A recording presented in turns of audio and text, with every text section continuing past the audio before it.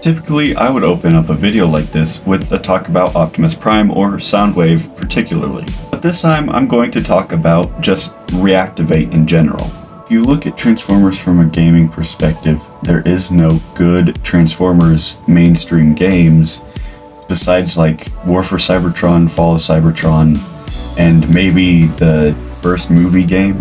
That's why I'm worried about Reactivate. Not only has it been delayed to the point where the toys came out far before the game, but pausing on the game for now and rewinding to the toys coming out before part, I think one of the first times the public ever saw the Reactivate Optimus Prime, Starscream, Bumblebee, and Soundwave designs were when the toys were leaked and revealed. I mean, I can't remember a time anybody I knew about them. The leaks, nobody really knew even what the title Reactivated meant.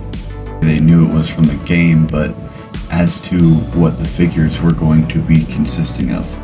And then all of a sudden Starscream and Bumblebee leaked, and I really don't care about that pack, so... And of course, when there's two mainstream goodie and baddie toys out there, you've got to have another duo of goodie and baddie toys. And of course, we're talking about the reactivated Soundwave and the reactivated Optimus Prime. Yes, despite knowing that Soundwave was way smaller than I anticipated, I bought this pack. I'm not that disappointed at it anymore. I mean, not to say he's awful, but it's just not what I expected. Deep down, it's just, oh man. Sadly, I think this guy accidentally falls into the category of Bumblebee movie Soundwave. Quick review, because honestly, I'm not interested in this guy at all. He's, okay, I guess. If I had to choose between either of them, I'd choose Reactivate, but that doesn't make him any better in my opinion. The backpack never tabs in, his neck never wants to tap in. His joints are nice and tight, but it comes at kind of a cost.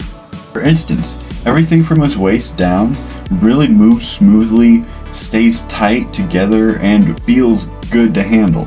But everything from the waist up is really janky and loose and tight and just incredibly disjointed. What are you? Are you a retool? Are you a new thing? What's happening to me? He has his iconic concussion blaster. And of course, it is effect compatible. And of course, so does his articulated cannon on his shoulder. Honestly, on the camera, in some angle, he kind of looks like Sound Blaster. I would kind of prefer if this thing was Sound Blaster, to be honest.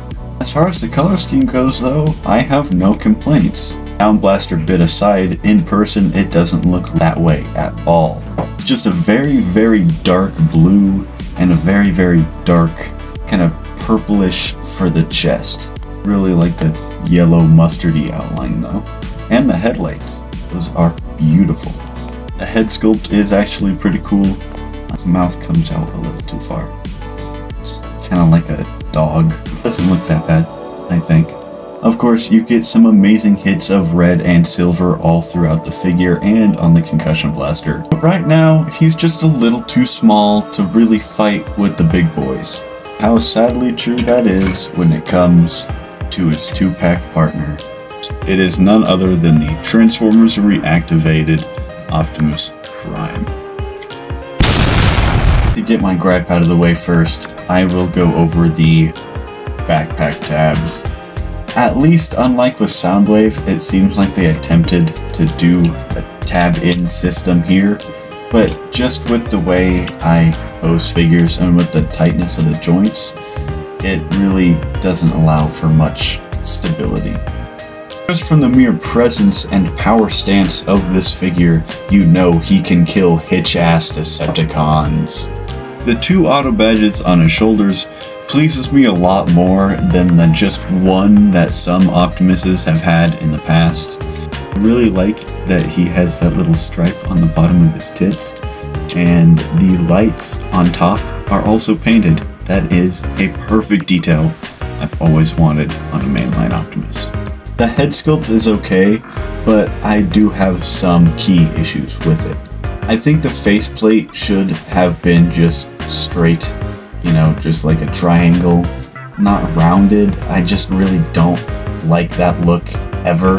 Another thing I slightly don't like are the antennae. They're just bent out slightly, and that just irks me ever so slightly. I just want them to be straight. Other than that, of course, you can see the matrix of leadership in his chest, and he does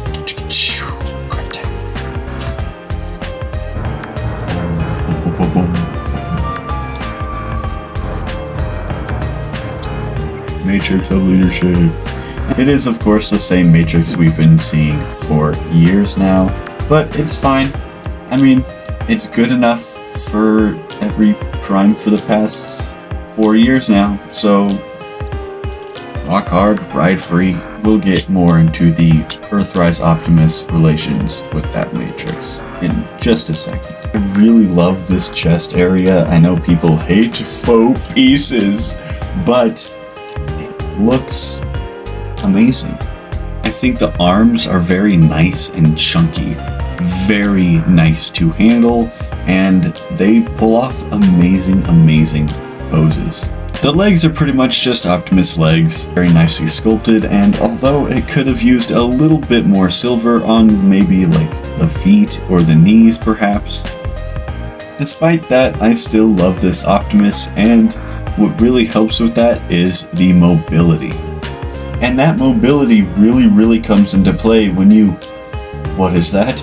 Is that an ion blaster? And, of course, the holy Energon axe? Of course, he's Optimus Prime.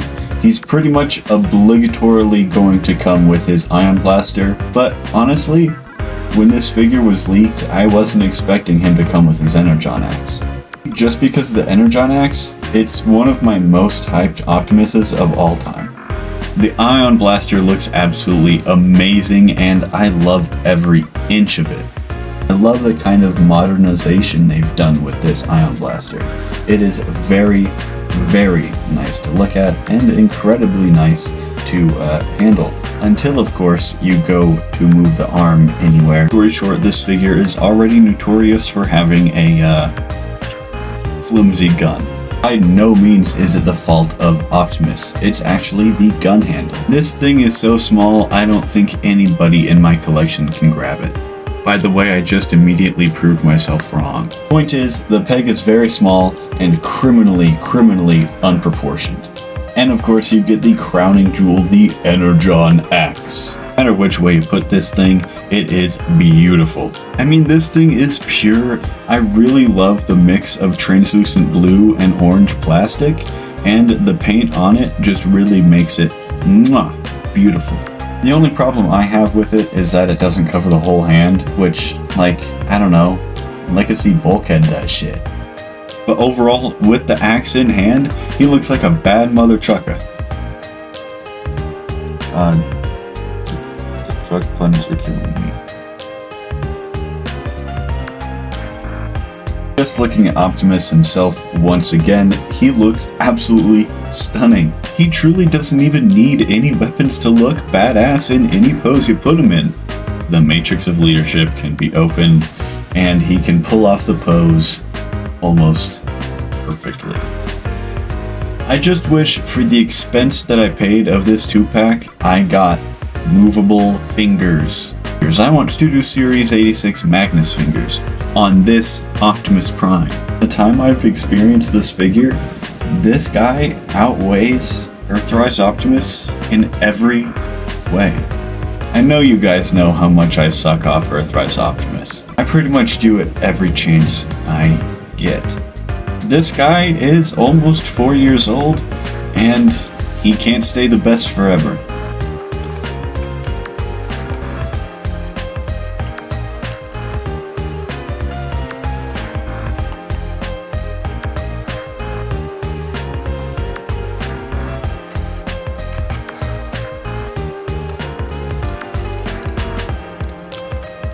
So this is what I mean by very Earthrise Optimus transformation, and why I think the chest compartment that holds the Matrix is basically the same as the Earthrise chest compartment. I just open that up. Has the same little bit of transformation as Earthrise Optimus, and you can see that is the same component as Earthrise Optimus right in there for the Matrix of Leadership. So that's pretty interesting.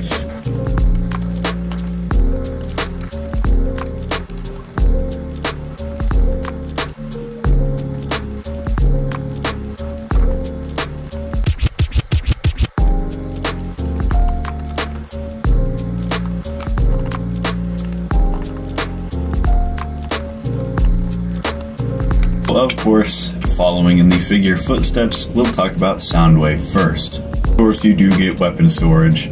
Honestly, the transformation is one of my favorite parts of the figure. I personally think it's very ingenuitive and interesting and fun. But I do very much enjoy the vehicle mode on this Soundwave and the more wartime aesthetic. Really sucks that he doesn't come with any Cassetticons. Honestly, it's fine. He's just a nice, evil, military buggy thing that hops around and shoots guys. And that, my friends, I cannot complain about. And talking about good, this Optimus is absolutely fantastic in his truck mode. The transformation is a bit of the trip with the gnawing of the plastic and all, but it's generally just fine. I really don't like these bits. This truck mode really feels so hefty and nice to handle. The tires won't spin on the type of table I have, but maybe with like a more grippy surface they would. But that's pretty much it for this guy's truck mode, and pretty much it for the vehicle modes in general, so let's get into the final thoughts. Overall, I think this 2-pack is a perfect example of G1, but amazing again. A fresh take. Something new. It feels kind of like the early 2010s when they were just doing everything, everywhere, all at once, and it worked out perfectly. The absolute best of that period and the absolute stinkiest of that period. Dare I say, this Optimus is one of the best Optimuses of all time, and definitely the best Generations Optimus. So let's get the Soundwave out of my sight and have the first review of 2024 go down as a 10 out of 10. Let's have Optimus Prime be 10 out of 10. And how do I plan to pass this up, you might ask? Show's over. You are such a fucking animal! A deranged animal! You're fucking a